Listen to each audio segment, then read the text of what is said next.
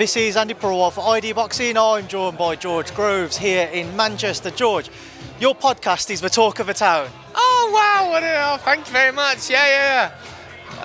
You could have got me with an interview. You didn't have to come in with that first line, but I appreciate it. Thank you very much. Every interview that I've seen, everybody's talking it up, and it has been a great podcast. How much are you enjoying life outside of boxing? Do you miss it? Do you ever give it itch to get back in the ring? No. Not now. Especially not on weigh-in day. That's not the fun bit. Do you know what I mean? At the end, you realise, man, I'm tired and hungry for the vast majority of my life. And when you're tired and hungry, you're little kids, you're irritable, and you want to, there's more to life than that. So I'm fortunate enough, excited to be here this weekend. I'm working with Sky. It's been a while, so lucky to be part of the Sky team. And here covering the boxing. So it's my old opponent, Eubank Jr. against the Smith brother. I boxed two of them, and Liam. Me and Liam the same age. We used to be on squad together, like boxing for England, a long time ago. So I'm familiar a little bit with both. You'll see Callum about as well, obviously, the former foe of yours and the Smith brothers. Do you guys kind of catch up anymore? Not necessarily catch up, but what's kind of a relationship like between yourself and Callum? Callum? No, I mean, we weren't really friendly before then, as in we didn't hang out or anything like that. Or he's always trained up north and that. But no real animosity. I'm not sure. I probably bumped into him once or twice and said hello. That's about it. But no, he's here. I'll see if he's got any bigger now. He's Well, he has moved up in weight, but away from Callum, obviously we mentioned we're here, Eubank Jr-Smith. What did you make of the press conference yesterday? Got a little fiery and feisty up there. Yeah, it did. I always like it when boxing stays professional. If you're going to infringe on personal stuff, I can see why Liam did it, and I think it sort of did show Eubank.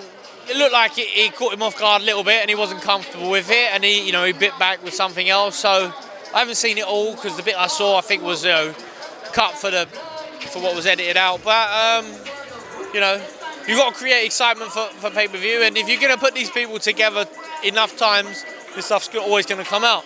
So they're here, they're ready to fight. As you mentioned earlier, Eubank Jr., a former foe of yours, you've been in press conference scenarios with him, press days with him. Do you think he'd have been affected by yesterday, or vice versa in Liam's case? Do you think any of it would have got beneath either of their skin? No, I don't know. From what I know of Liam Smith, apparently he can be a little bit hot-headed and a little bit fiery. But I haven't seen any of that in this build-up, so I think he's remained cool. I think he's calm, composed, confident about what is ahead. And Eubank, who knows? He looks like water rolls off a duck's back with him, but his dad's not around this time. I'm not sure what else is different. There's desire, really. It's like, that would be the question for me, is if Eubank's got the desire that he had years gone back. I know he used to be an animal, like he should train like an animal. I mean that as a compliment. He should train hard, like to work hard, leave no stone unturned. If he's brought that approach into this fight, then he's in a good place. If he hasn't, if he's been lackluster, or he's only concentrated on getting down to middleweight, maybe left a few things at the expense of that, then he might be in for a tough night of boxing. George, there's a lot of interest and intrigue around how Eubank Jr. approaches this fight.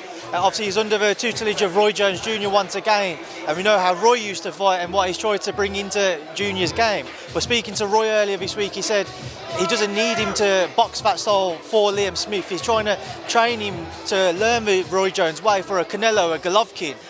He expects him to maybe stand a bit more with Liam and to let his hands go. Would that be a surprise to you to see him adopt that approach with Liam Smith? No. I mean, he started working with Roy Jones, and things are going to change slightly. They have to. You work with a new coach, and you want them to. The idea is to become as a complete fighter as possible.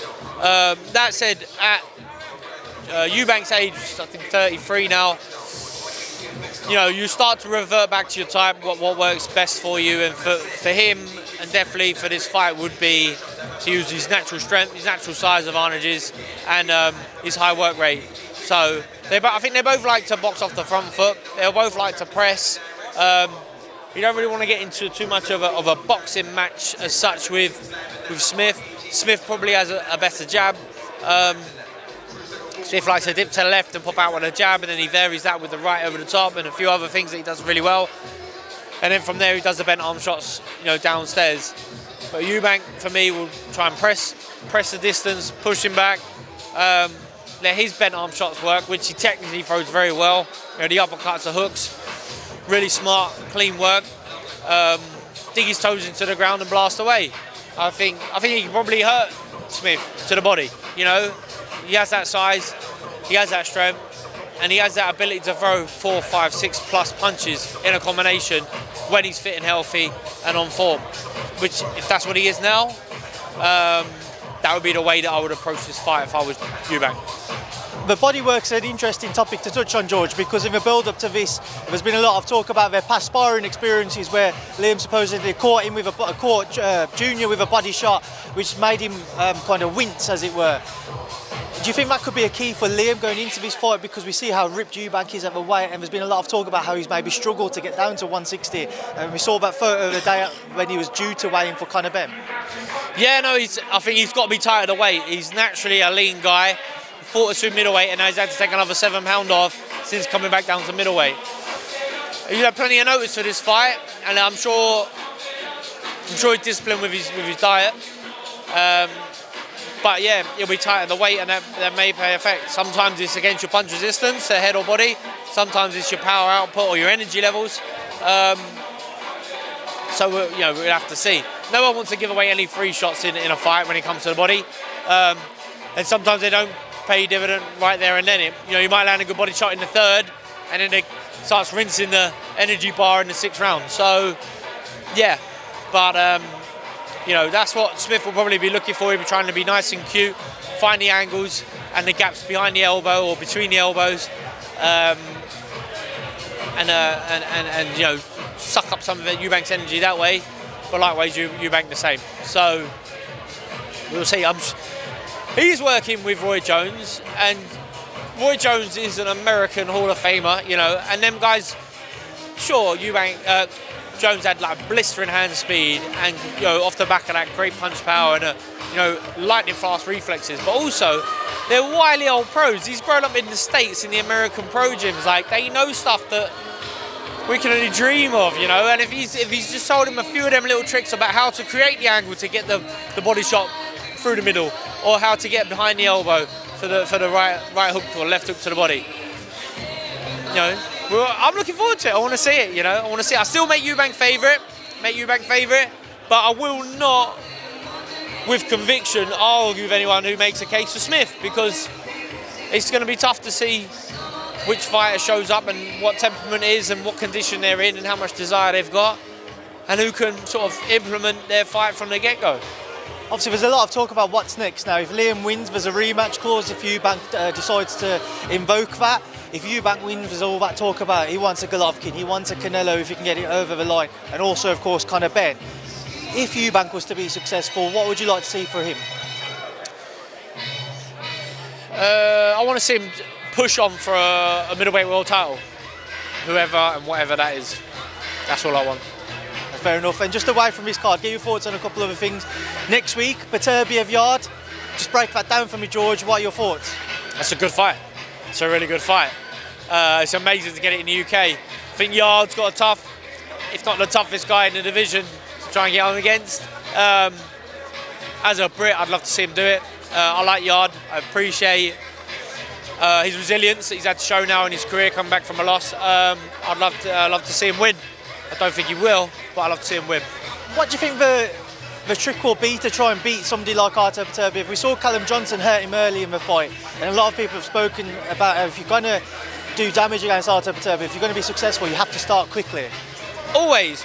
I mean, when you're in a dangerous puncher, you always want to start quickly. So if you can start quickly, then they can never really get into the fight if you take the fight from under them. Never let them find their feet, never let them find their distance. It's a really tough way to think, because when you've got like someone who's got such phenomenal power and equalizer power and just physically that strong, then you've got to be really sharp and switched on it. But he is a sharp puncher, and he does fight out of an unorthodox stance at times, Yarde.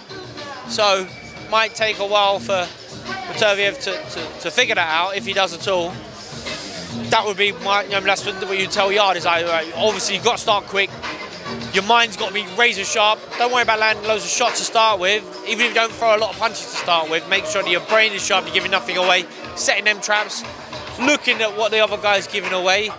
Keep finding that distance. When you find that distance, hit them something hard, and go from there.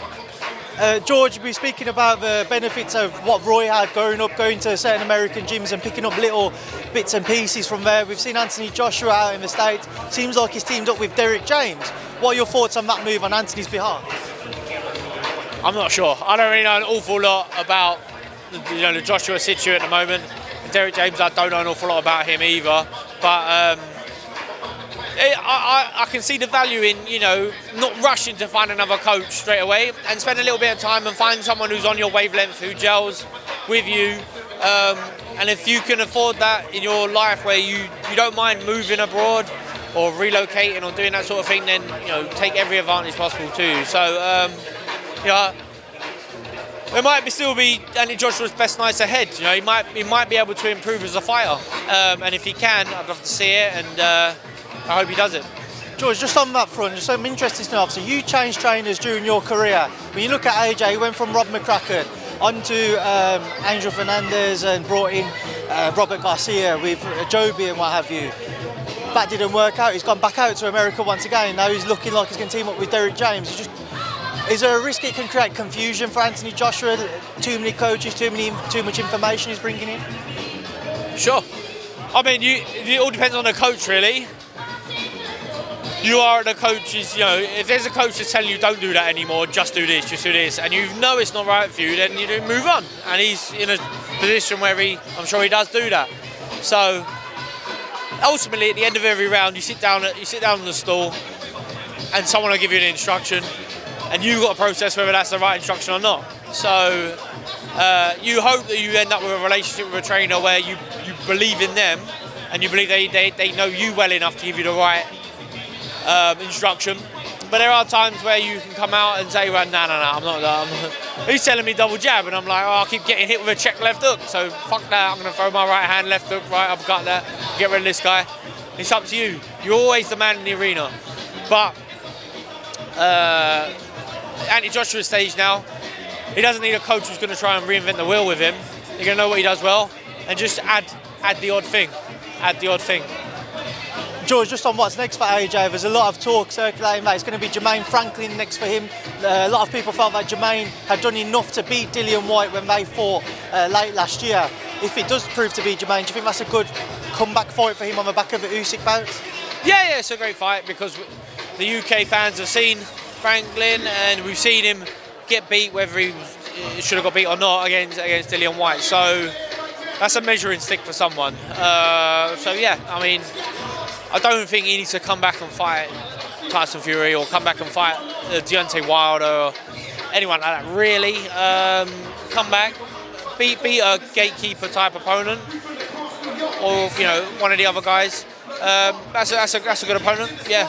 So, George, just a final one before I let you go. Fury-Usyk, we're hopeful to see that end of March, early April now, according to Frank Warren. If we get that over the line, what are your thoughts on it? Yeah, it's a good fight. I like Usyk. I think Usyk's the best fighter in the world in heavyweight division. Is he big enough to be Fury? Probably not. But I would never write Usyk off. I've seen he's a special talent, and he's got a knack for winning.